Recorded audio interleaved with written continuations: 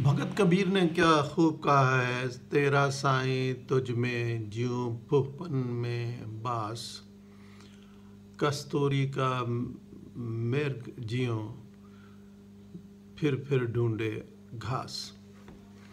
अब ये शेर एक बड़ा बामानी शेर है।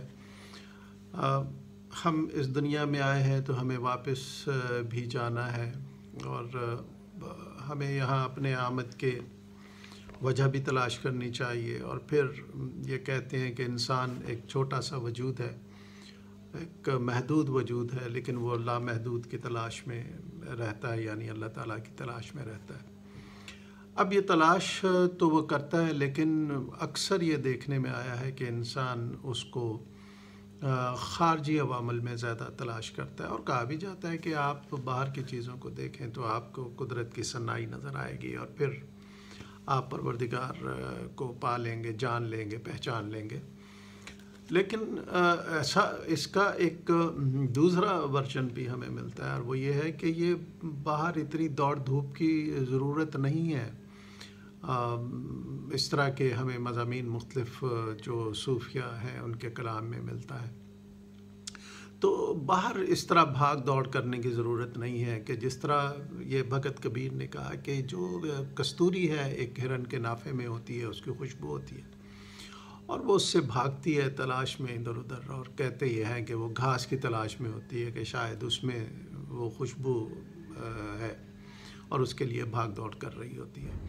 तो दरअसल जो खुशबू है वो उसके नाफे में मौजूद है, और वो उससे बेखबर होती है।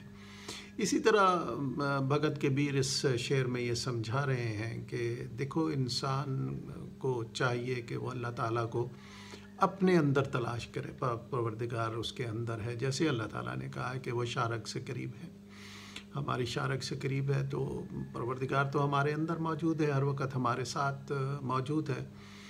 तो लिहाजा भगत ये कहते हैं कि हमें परवरदिगार को अपने अंदर तलाश करना चाहिए। पाक परवरदिगार हमारे अंदर इस तरह समाया हुआ है जैसे एक फूल में खुशबू होती है, यानी आप खुशबू को उस फूल से अलग नहीं कर सकते, और खुशबू अपना तारुफ आप होती है। तो हमें इसी तरह अपने अंदर ही परवरदिगार की तलाश करनी चाहिए, और अगर हम अपनी ज़ात पर गौर करें, अपने अंदर झांकें और जानने की कोशिश करें, तो यकीनन इस जो परवरदिगार ने हमें बनाया है और इसके अंदर जो निज़ाम रखा है, जो मैकेनिज़्म रखा है, उस पर इंसान वर्ता हैरत में होता है, और यकीनन आजिज़ होकर वो उस हस्ती को मान लेता है कि जिसने इस दुनिया को और हमें तख्लीक किया है।